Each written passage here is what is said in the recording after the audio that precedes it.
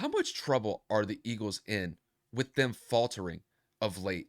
And do you think that this number one seed that they have in the NFC is actually at stake going into the last week of the regular season?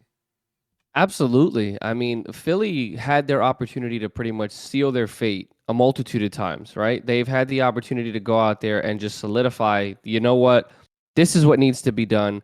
This is what we need to do. One game, albeit the Dallas game was a shootout. Both defenses weren't necessarily around because it ended up being what 40-34, and it just was very uncharacteristic for both teams. And of course, Gardner Minshew, everybody thought, wow, maybe it really is the system. 355 yards, 2 touchdowns. Like the offense seemed to be flowing. He got into a rhythm a little bit later than expected, but it ended up happening, which is good.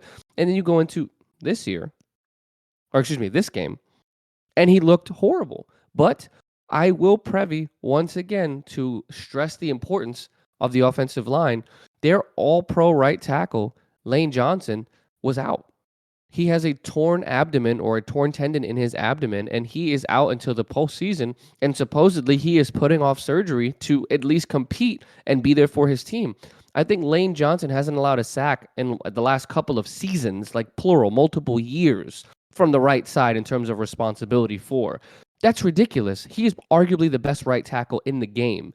You go and you lose a player like that, that completely could destroy an offensive line. Pressure is going to be put on the right, which is why Cameron Jordan had 3 sacks because he lined up on the backup right tackle the entire game. There's a reason why Gardner Minshew was sacked 6 times in this game. There's a reason why there was consistent pressure in the backfield. And that is because the Eagles' offensive line was atrocious this game. They were getting abused off the line of scrimmage. They had zero time of possession in terms of being able to actually construct long drives in the first half. I think they only had 3 or 4 total drives, 2 of them being 3-and-outs, and then one of them ending as the half completed.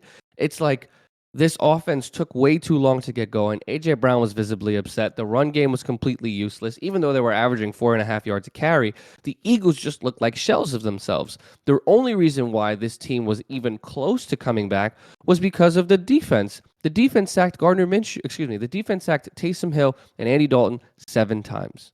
But Andy Dalton started the game, I think, 14 of 14.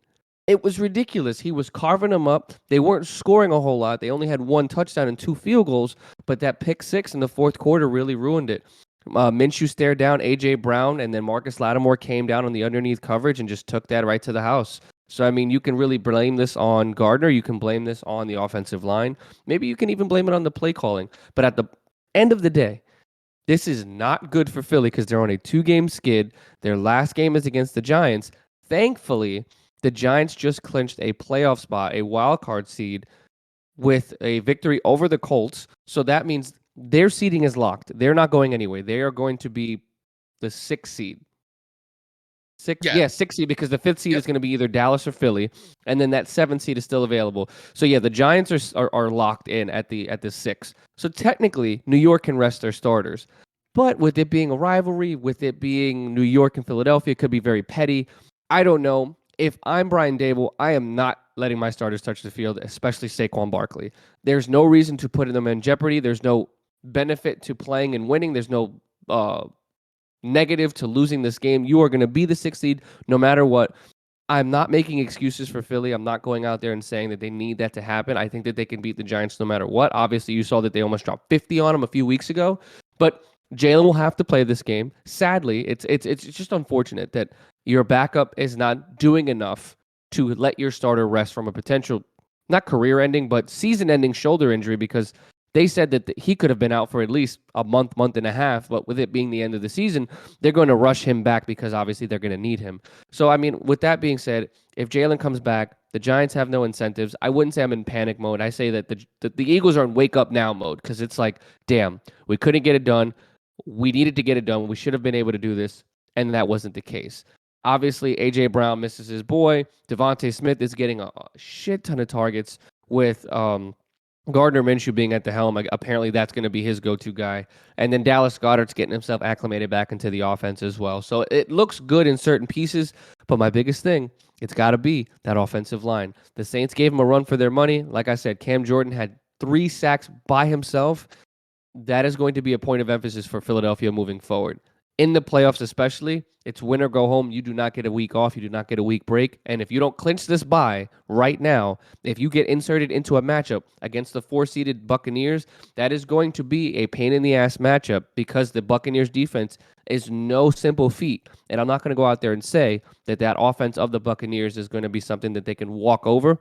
But without Gardner Johnson, without being able to stop the run, I don't necessarily know if they're going to be a sure fit to go and beat Tampa. And if that's going to be an upset, that's back-to-back years that they would be upset by the Tampa Bay Buccaneers. Well, I mean, I wouldn't say that the Eagles. Upset, but beaten by Yeah, the Buccaneers. Excuse me. yeah.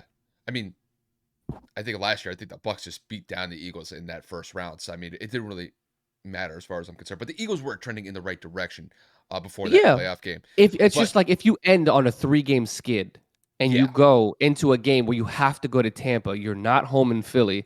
The Bucks potentially could end the year on their own win streak. That's not a good look against Tom Brady in the playoffs. He's gonna be like, bro, y'all about to lose. Tom like, Brady don't play. well, and that's the thing is like, trust me, the Bucks would smell blood in the water at that point. Because I mean, there's a potential that the Eagles could lose 3 straight games.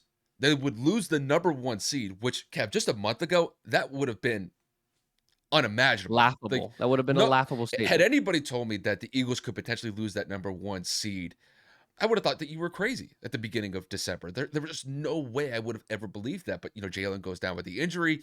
Gardner fills in. And granted, that Dallas game, I thought that was a relatively good performance from him. This was a stinker. And I will give credit to the Saints, though. Yeah, big shout out to the Saints. You can criticize the Saints all that you want. But when it comes to their defense, Kev, I cannot slack or I cannot slight that Saints defense. Kev, like for the last like 4 or 5 games, that Saints defense has basically given up teen digit numbers in every single game that they've played. I think the last game they gave up over 20 points or around 20 points was against the Rams, and that was back in November. So they've gone a pretty solid stretch with holding opposing teams to under 20 points. So I know the Saints aren't a phenomenal team. They're a sub 500 team, but that defense is nothing to slouch about. Now, to focus on the Eagles here, the Eagles got to get it together quick, fast, and in a hurry as far as I see it. Because if there's one thing that this performance from Gardner Minshew told me is that he is just not the guy to come in for relief and get it done with the Eagles. You juxtapose it with what the 49ers have with Brock Purdy, who's their third string quarterback. I mean, it's night and day difference. Brock Purdy, since coming in for the 49ers, he's kept that train rolling for the 49ers. And they haven't lost a game since he's come in for relief for Jimmy G. You look at the Eagles, that has not been the case. It was a shootout against Dallas. That game could have gone either way, but Dallas gets the win. This is a game, you're at home, you're going up against the Saints, who had something to play for, had the Bucks lost, and maybe there was a potential that they could kind of get that last spot for the division. But when the Bucks won, that pretty much knocked the Saints out of playoff contention. But nonetheless, I thought the Saints played inspired football, and the Eagles just had no counter for that Saints pass rush. Like you said, Kev, if the Saints are getting 5, 6, 7 sacks in that game, the amount of pressures that they were getting consistently throughout that game, it just threw the Eagles offense essentially into a tailspin as far as I see it. 10 points at home in a game where I'm not saying it's a must-win game, but it's like you better win that game based on that number 1 seed potentially being at stake in week 18. And, for them putting up 10 points in that game, that's a bad look. And I can't really fault the defense. I thought the defense for the Eagles played solid football.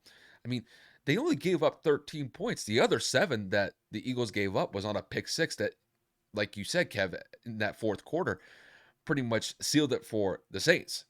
And I think when it comes down to it, this Jalen injury, it really shows and it really highlights how impactful he is to this Eagles offense. And we have said multiple times throughout the year that Jalen is definitely somebody in that MVP discussion. And from what we've seen the last 2 weeks, with Gardner being the starting quarterback for the Eagles, you can make a case that Jalen is the most impactful player on that offense because without him, they haven't been able to win a game since. So, going up against the Giants in the last week of the season, that's not a gimme game.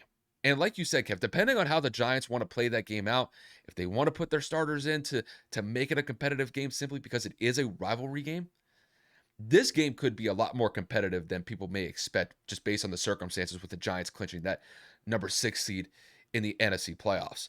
But like you said, Kev, I think they need Jalen to get back into the fold. I'm not really panicked about them as far as just their playoff capabilities. I still believe if they get in the playoffs, they're going to be a solid team nonetheless. It's just they got to get that number 1 seed if I'm in their shoes right now because you put yourself in a situation where you only had one loss 2.5 weeks ago, and now we're sitting in the first week of 2023. Now you have 3 losses on your record and potentially a fourth if you lose against the Giants. You cannot have that going into the playoffs. The Eagles need to be ramping up for the playoffs, getting a little bit of a hot streak, gain some momentum. And, maybe this is a game against the Giants where maybe they can kind of get a kickstart again. Jalen goes back into the fold and you know, it's smooth as butter going into the playoffs for the Eagles. But, things are a little out of whack right now. And I'm not saying that things, in Philly are great right now, but I do think that there's a good chance that they could round back into form against the Giants. But as far as I see it, Jalen has to play to keep their number 1 seed hopes alive because if they falter and they drop from that number 1 seed potentially to a 2 seed, or actually, I don't even think they would get a 2 seed. I think if they were to lose, the Cowboys could potentially get that number 1 seed. And then, maybe even the 49ers could get the number 1 seed. It would be really kind of a crazy scenario if the Eagles were to lose that game. Uh, Things would just be in an absolute tailspin as far as I see it. But like I said, the Eagles, they got to really ramp up for this Giants game in week 18. And really, their path is in their hands with how they want to play the last game of the year out. And that's just how I see it, plain and simple.